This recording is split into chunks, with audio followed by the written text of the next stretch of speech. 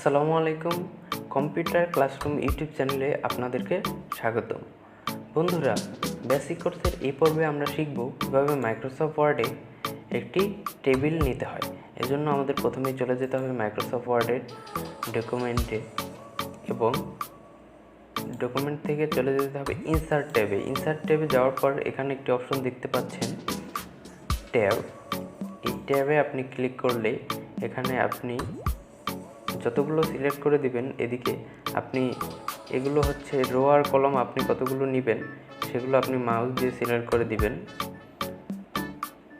Select করে দেওয়ার পর মাউসের লেফট বাটনে ক্লিক করলে এখানে আপনি একটি টেবিল চলে আসবে। এখন আপনি চাচ্ছেন যে আরও একটা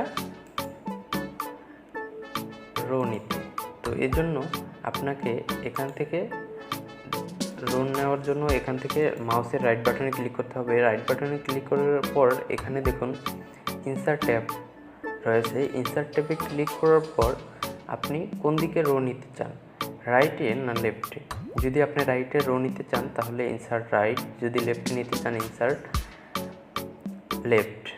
তো আপনি রাইটে ক্লিক করলে এখানে আপনার একটা রো তৈরি হয়ে যাবে। এখন আপনি চাচ্ছেন একটা কলাম নিতে। কলাম নেওয়ার জন্য আপনি দুটো অপশন বেছে নিতে পারেন। একটা হচ্ছে কিবোর্ডের ট্যাব কিতে আপনি চেপে ধরে রাখলেই অটোমেটিকলি আপনি যতগুলো চান ততগুলো কলাম তৈরি হয়ে যাবে, অথবা আপনি মাউসের রাইট বাটন ক্লিক করে ইনসার্টে গিয়ে ইনসার্ট বিলোতে ক্লিক করলে আপনার একটা কলাম তৈরি হয়ে যাবে। এখন আপনি চাচ্ছেন কয়েকটা কলাম ডিলিট করে দিতে, সেজন্য আপনাকে কী করতে হবে, প্রথমে আপনাকে কলামগুলো সিলেক্ট করতে হবে। সিলেক্ট করার পর দুটি অপশান আপনি ডিলিট করতে পারেন।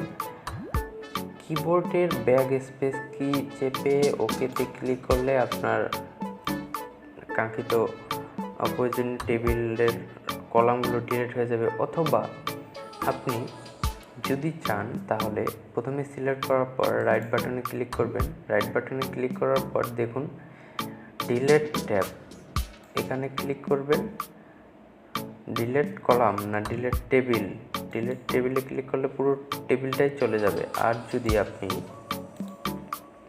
ডিলিট সেলে ক্লিক করেন তাহলে আপনার সিলেক্ট করা সেলগুলো ডিলিট হয়ে যাবে। এখন আপনি মনে করেন ভুলে আপনি কয়েকটা কলাম ডিলিট করে ফেলেছেন, এখন আপনি চাচ্ছেন এটা ফেরত নিয়ে আসতে, এজন্য আপনি এই অপশন থেকেও ফেরত নিয়ে আসতে পারেন, অথবা কিবোর্ডের কন্ট্রোল জেড একসাথে চেপে আপনি এটা ফেরত আনতে পারেন। আশা করি বুঝতে পেরেছেন। সাথেই থাকুন, দেখা হচ্ছে পরবর্তী ভিডিওতে। ধন্যবাদ।